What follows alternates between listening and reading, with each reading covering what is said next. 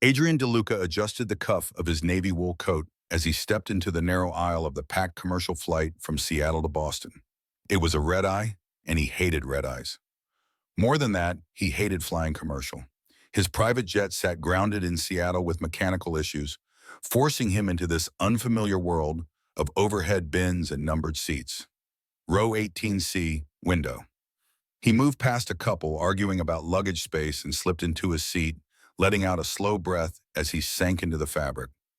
The hum of engines preparing for takeoff filled the cabin, but it did nothing to quiet the static in his head after a relentless week of negotiations conducted in rooms where words were chosen carefully and silence carried weight.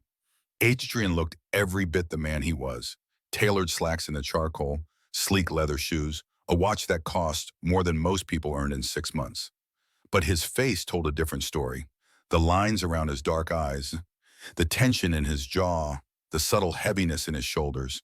He looked like a man carrying burdens no amount of money could lift. He pulled a folded newspaper from the seat pocket, but his eyes skimmed the words without processing them. His mind was already elsewhere, drifting toward the city he'd left behind and the one waiting ahead. Then came the shuffle of small feet. A little girl, no older than 3, appeared beside him wearing a bright pink dress and carrying a green turtle-shaped backpack almost as big as she was. Her eyes were wide with the kind of wonder only children possessed. "That's our seat, Mommy. Look, it has a window." She clambered into the middle seat with pure excitement, her small shoes kicking lightly against the seat in front. Adrian offered a polite nod and turned to the window, hoping silence would be enough. Then came the voice, soft and curious. "You look tired, sir." Adrian turned slightly. The girl was looking up at him with big, sincere eyes. Her tone wasn't mocking, just genuinely concerned in the way only children could be. He cleared his throat. "Fine." She didn't seem convinced, but said nothing more, just smiled faintly and settled in, swinging her legs as she dug into her backpack. To his surprise, she didn't fidget or whine. She simply looked around in quiet fascination, fingers clutching the straps of her bag. Adrian glanced at her again. She had soft blonde curls that bounced as she moved, cheeks round with youth. Her dress was rumpled from travel, but clean. A small stuffed bunny peeked from her backpack's zipper. In the aisle seat, her mother had already fallen asleep, head tilted to the side, wavy blonde hair falling over her shoulder. Her features were soft, but exhausted. She looked young, too young for the weariness etched in her face. Her arms were folded protectively over her purse, breathing deep with the kind of sleep born of complete exhaustion. The girl looked at her mother, then back at Adrian. She held out something, half a chocolate chip cookie wrapped in a napkin. "For you," she said simply. He blinked.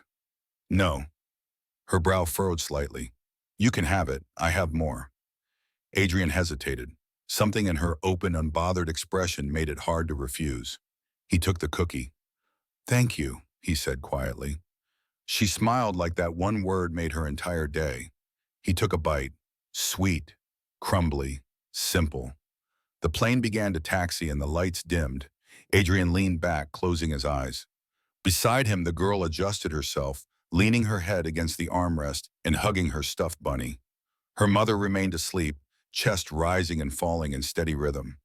Adrian opened his eyes once more, glancing at the small figure beside him. A strange warmth settled in his chest, unfamiliar but not unwelcome. For the first time in a long while, someone had looked at him and seen him.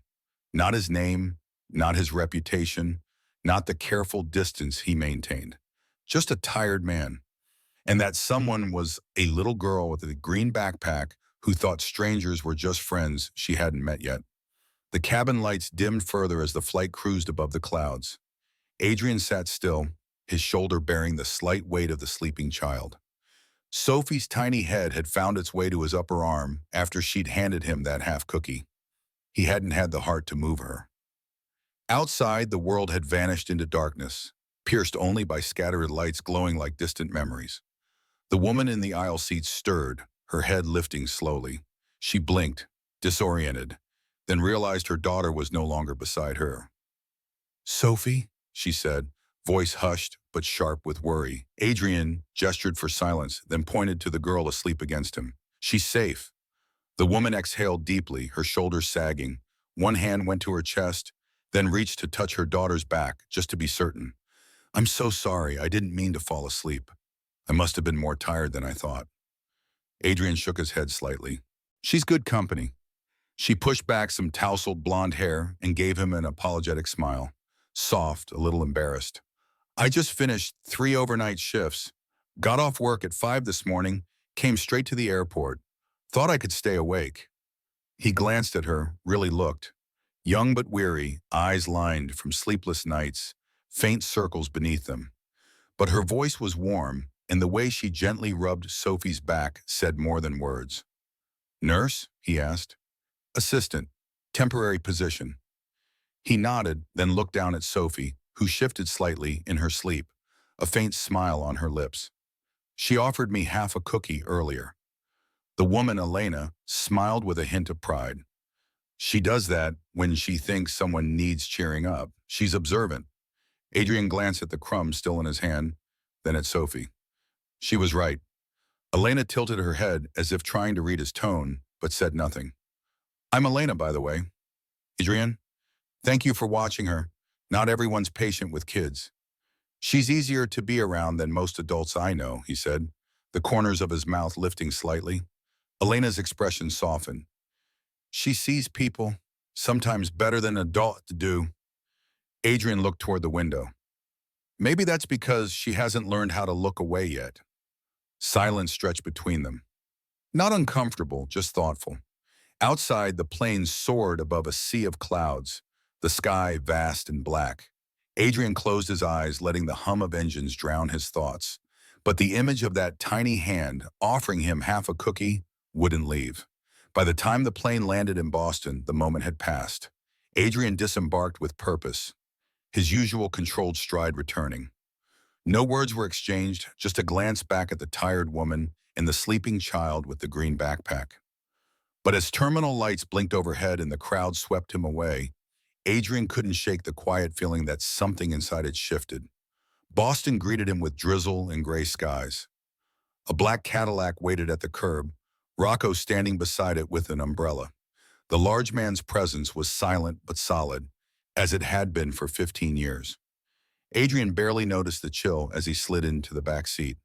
Home, he said quietly. Rocco nodded once and pulled into traffic. They drove in familiar silence through streets where Adrian's influence ran deeper than most knew.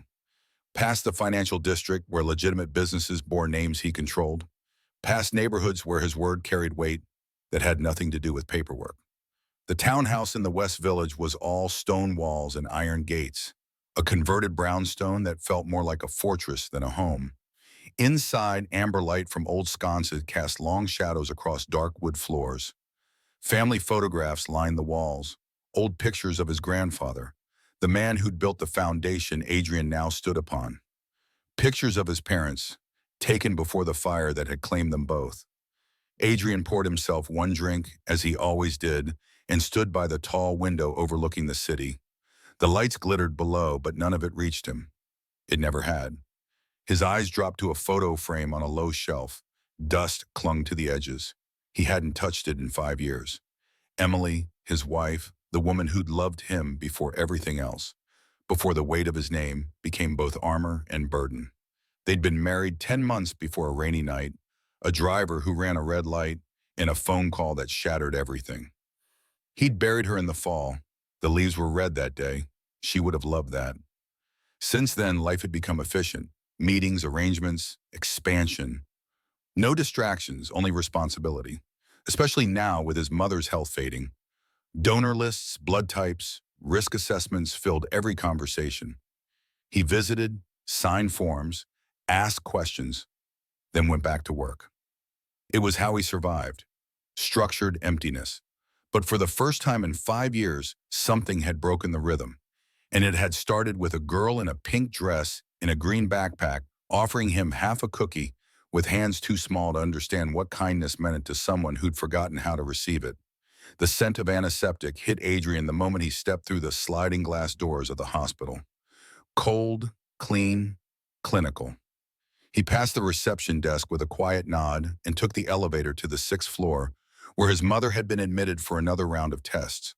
The hepatology wing was quiet, the kind of silence filled with muted beeping and tired footsteps. Adrian tucked his hands into his coat pockets as he turned a corner toward the nurse's station. He'd come to check on donor updates, but as he walked down the hall, a familiar voice caught his attention. "Okay, Mr. Donovan, slow and steady. We've got all the time in the world." "Wish you all the time in the world." He glanced toward the sound. A young woman in scrubs was gently helping an elderly man with a walker. She walked beside him, voice calm and patient. It took him half a second to recognize her. The wavy blonde hair, the quiet strength in her voice, the eyes warm but tired. Elena. He stopped without meaning to. She didn't see him at first, her focus completely on the patient, steadying his grip, adjusting his oxygen line. But then Sophie appeared from around the corner, waddling toward them with unmistakable glee. "Uncle Airplane," she squealed. Adrian blinked. Sophie ran straight to him and wrapped her arms around his legs with surprising force. Her little pink shoes squeaked on the hospital floor. Adrian crouched slightly, caught between amusement and disbelief. "Hey there!" Elena turned quickly at the sound, her eyes widening. She froze for a split second, caught between shock and embarrassment. "You," she breathed, then recovered. "Hi." Adrian stood, nodding. "Elena, I didn't expect to see you here. Are you visiting someone?" "My mother. She's being evaluated for a transplant. I come in a few times a week." Elena nodded, understanding settling in her expression. "I see." They stood in awkward silence before she motioned to the elderly man. "I should get Mr. Donovan back to his room." Adrian stepped aside. "Of course, Vim." But Sophie clung to his leg again. "Wait, Mommy, can he come too?" Elena sighed gently. "Honey, he's busy." "It's fine," Adrian said, surprising himself. He walked with them as Elena helped Mr. Donovan back into bed. She was gentle but efficient, and Adrian observed her with quiet curiosity. Once the patient was settled, she turned back to him and Sophie, who was now in a visitor chair playing with the stethoscope dangling from her mother's pocket. "You work here?" he asked. Elena nodded. "Night shifts mostly, sometimes mornings if someone calls in sick." "You're not registered?" Her lips tightened slightly. "Not officially. I was in med school, Harvard." Adrian's brows lifted fractionally. "That's impressive." She gave a small, dismissive shrug. I dropped out second year. Things got complicated." His eyes flicked to Sophie. Elena followed his gaze and nodded. Yeah, her father wasn't part of the plan. Neither was raising a child alone, working two jobs, barely scraping by. She didn't sound bitter, just tired, honest. Adrian's voice softened slightly. "That's a lot." "It is what it is. I'm not ashamed, but this isn't where I thought I'd be." She paused, then added almost under her breath, "This is just temporary. I used to dream of being a surgeon." Her eyes flicked up to his, and for a second Adrian didn't know what to say. He only knew he understood. Dreams left behind, plans rewritten by loss. He saw her in a new light now, not just as Sophie's mother, but as someone who had carried broken dreams with grace and kept moving forward. And something shifted in him again. Maybe fate didn't come with grand announcements. Maybe it just walked quietly beside you in scrubs and sneakers, holding a little girl's hand. The days following their unexpected reunion passed in quiet rhythms. Adrian found himself visiting the hospital more often, not just for his mother's updates, but because something about that hallway lingered. Elena never asked for anything. She moved through her shifts with steady focus, caring for patients, for Sophie, for keeping everything from falling apart. But Adrian noticed things. The medical textbooks she read during breaks, old and worn. Notes scribbled on napkins and scraps. The way her hands trembled when she thought no one was watching. One afternoon, he left a small package at the nurse's station. Inside were two pristine anatomy reference books, highlighted and bookmarked like new. No note, no signature. The next morning, she found him waiting outside the coffee stand in the lobby. "You left those, didn't you?" He shrugged. "They were sitting on my shelf." She smiled, quiet and hesitant. "Thank you." It became a pattern. Arian made calls, arranged a meeting with a retired Harvard professor under casual pretense. No promises, No pressure. Elena didn't protest, but she never asked for more. Meanwhile, Sophie grew fond of him. She insisted on calling him Uncle Star after Elena told a bedtime story about stars guiding people home. Each evening, Sophie video called him to say goodnight. Adrian, who once ignored personal calls entirely, now set reminders so he wouldn't miss them. He listened to her sing off-key cartoon songs, watched her show off drawings of Dr. Mommy, and once even wore a crown she'd made from napkins and tape. Her affection disarmed him completely. It melted barriers he'd thought were permanent. Still, Adrian kept his distance from Elena. He never reached for her hand, never lingered too long in her gaze, because deep inside, guilt still sat in his chest like a stone. One evening, returning to the hospital after a late meeting, Adrian passed the staff break room. The door was ajar. Inside, Elena sat on a bench in her scrubs, hair a little messy, shoes kicked off. Sophie lay curled in her lap, fast asleep in her pink dress, green backpack on the floor. Elena hummed softly, rocking slightly, arms wrapped around her daughter. She looked exhausted but peaceful. Adrian stood there for a lucky moment, unnoticed. Then quietly he stepped inside. Without a word, he removed his coat and gently draped it over her shoulders. She stirred, eyes fluttering open. "I didn't mean to wake you." She blinked, registering his presence. "I must have dozed off. I was waiting for her to settle." He crouched beside them. "I'll sit with her. You rest." She looked at him, tired, surprised, grateful. Then, too weary to resist, she leaned back and closed her eyes. Adrian sat on the floor beside them, legs crossed, arms resting on his knees, watching Sophie's quiet breathing. A few minutes later, an older nurse passed the doorway and stopped. She looked at the scene, Elena sleeping under Adrian's coat, Sophie in her arms, Adrian on the floor, and smiled, a deep, knowing smile. "No one has ever done that for her," she said softly. Adrian said nothing, but something inside him twisted and softened all at once. And for the first time in years, he allowed a thought to come clear and terrifying. Maybe he didn't want to be alone anymore. Adrian sat in the back room of a restaurant he owned, late evening shadows stretching across dark wood paneling. A laptop glowed on the table before him, displaying information his people had gathered.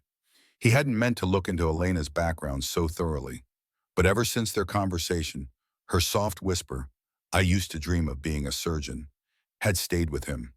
He'd made a call, discreet inquiries. Within hours, he had her history. An application to Hawthorne Memorial, a private hospital his family had financial interest in, dated nearly 2 years ago, marked rejected. Insufficient credentials, background inconsistency. Adrian's jaw tightened as he read the notes. Left Harvard Med in year 2, single mother, no references. The decision had been processed without nuance, without context. A rubber-stamped dismissal. He sat back, rubbing his temple. This was partially his world, his influence. And a woman like Elena, qualified, capable, trying, had been dismissed without conversation. The next day, Adrian made arrangements. Quietly, a new program for medical candidates who'd paused their education. No press, no announcements, just a fix, starting with Elena. He didn't tell her, but the news found her anyway.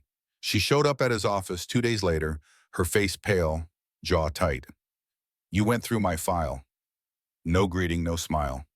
Adrian stood slowly. "Elena, you thought I wouldn't find out? That I'd just say thank you and feel grateful?" He took a breath. "I was trying to make it right."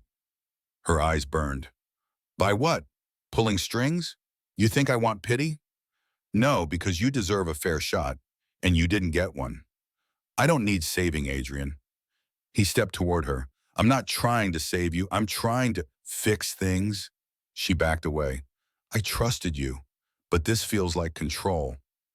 Adrian watched her walk out. That night, the world felt colder again, until his phone rang just after midnight.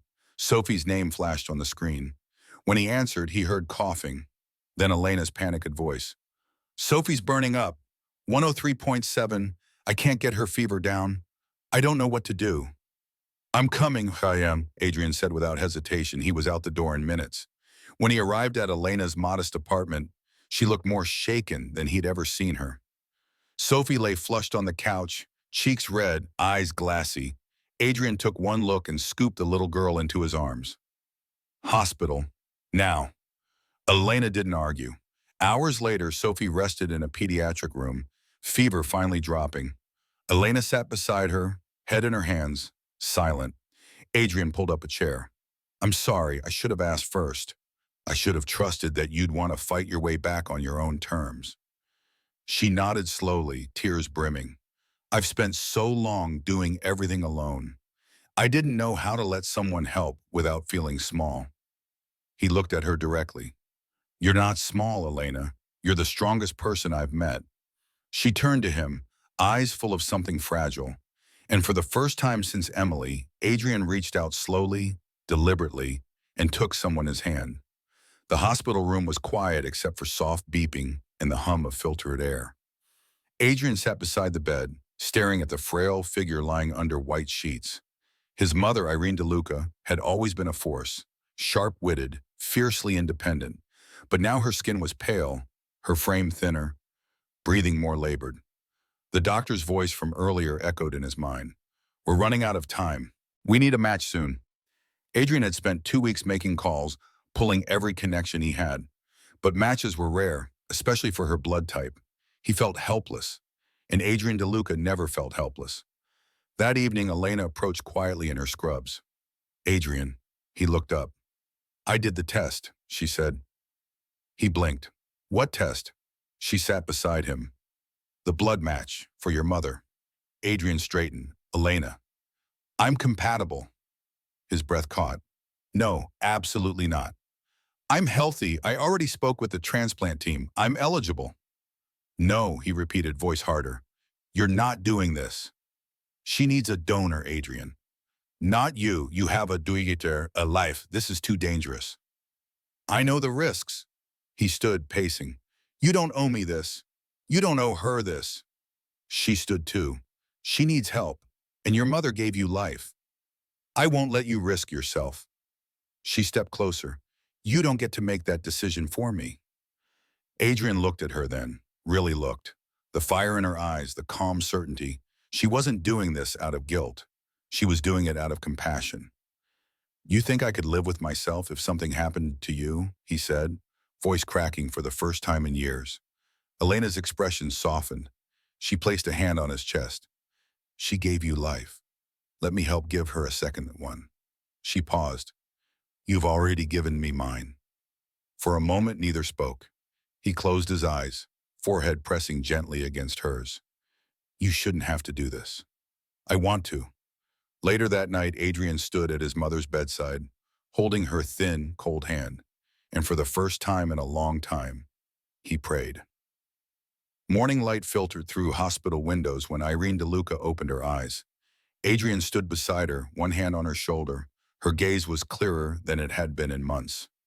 You're here, she murmured, and you made it through. Her eyes drifted to Elena standing quietly in the doorway. Irene reached out a weak hand. Elena took it. My brave girl, Irene whispered. Elena laughed gently, eyes glistening. I'm just glad you are okay. You saved my life. Then looking at Adrian, and his too. Later that afternoon, Adrian asked Elena and Sophie to meet him in the hospital's children's playroom. Sophie skipped ahead in her pink dress, green backpack bouncing. Nathan was already waiting. When Elena entered, confused, he reached into his coat pocket and pulled out something wrapped in a small napkin. I was thinking about the moment everything changed for me. He unwrapped it. Half a chocolate chip cookie. Elena stared. This isn't the original, he said with a slight smile. But I never forgot it. She raised an eyebrow, a small smile forming. That flight, that night, I was empty. Then this tiny girl handed me a broken cookie like it was the most important gift in the world. He took a breath, and then she gave me you. Adrian knelt on one knee holding up the cookie. I don't have a ring yet, but I have this, a promise, a beginning. Elena Brooks, will you marry me? Elena covered her mouth, laughing through tears. With a cookie? He grinned slightly. It worked the first time. Sophie clapped, then ran over and threw her arms around Adrian. Now you're not tired anymore, huh? Adrian hugged her tightly, voice thick. No, sweetheart, you woke me up. Elena knelt beside them, and together they stayed there in a room filled with tiny chairs and bright toys. What started at 30,000 feet had brought them all to this moment, and it all started with a cookie. Late afternoon sun bathed the backyard in golden light. Leaves and amber and rust drifted from maple trees surrounding the house. Laughter echoed from the garden where balloons danced. Sophie's fourth birthday. She dashed through grass in her pink dress, green backpack bouncing, tiara slightly crooked. By the porch, Elena set down cupcakes. Her hair in a loose braid, she looked brighter, less tired. Months from finishing her medical degree, Adrian stepped out with a gift wrapped in glittery pink paper. In a navy sweater, sleeves pushed up, he looked more at ease than anyone could remember. Inside, Irene helped Sophie frost cupcakes, her movements steady, face warm with color. As sun dipped low, they gathered around a cake with 4 candles. They sang. Sophie squeezed her eyes shut and blew them out. Adrian leaned in. "What did you wish for?" Sophie grinned. "Cake for breakfast tomorrow." He laughed. Dangerous thinking. Later, as twilight settled and guests left, Adrian and Elena sat on the back steps watching Sophie chase fireflies. "I still can't believe this is our life," Elena said softly. He nodded. "I know." She rested her head on his shoulder. "We almost missed it." "But we didn't," he replied, wrapping his arm around her. Sophie ran across the lawn, green backpack bouncing, pink dress catching the breeze. She turned and waved. "Come on, slowpokes," Adrian smiled. That little girl who'd once handed him half a cookie at 30,000 feet had handed him something more. A reason to live again, to love again, to come home. And that's how a simple moment on a plane changed 3 lives forever.